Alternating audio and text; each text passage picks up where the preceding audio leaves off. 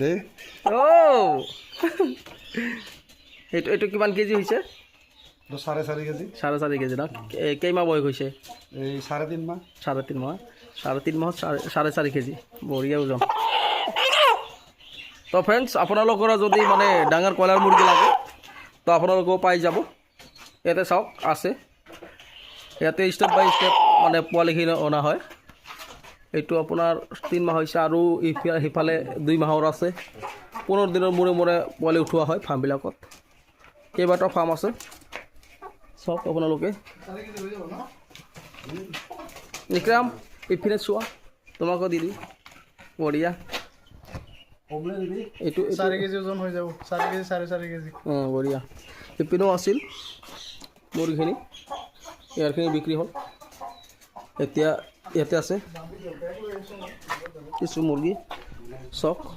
তো আপোনালোকৰ যদি মানে ডাঙৰ কয়লাৰ খোৱাৰ কাৰণে লাগে আপোনালোকে পাই যাব।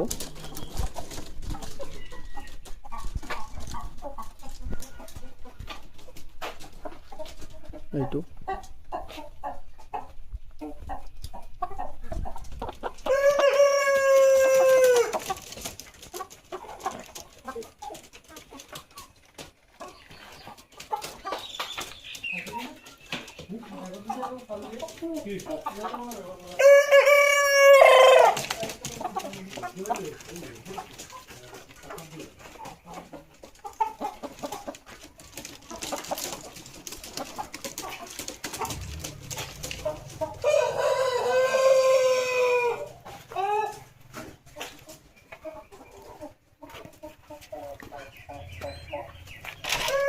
আমাৰ ইকৰামে লৈ গৈ আছে ডাঙৰ মুৰ্গী।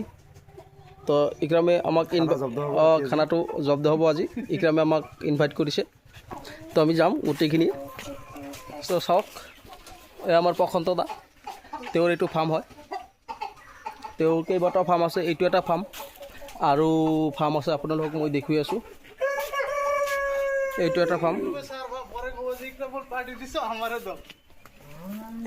এইটো এটা ফাৰ্ম।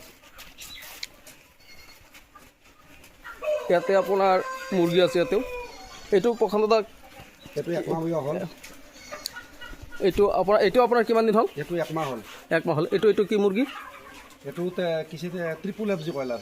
Triple F G. তো প্ৰশান্ত দাৰ যিখিনি মুৰ্গী আছে এইটো আপোনাৰ ট্ৰিপল এফ জি। ইয়াতেও বহুত মুৰ্গী আছে। তো আপোনালোকক মই 1300 1200 ওজনটো কিমান আহিছে? ওজন 1200 1300 1200 কি 1 মাহ হৈছে ন? কিমান পিচ আছে ইয়াতে?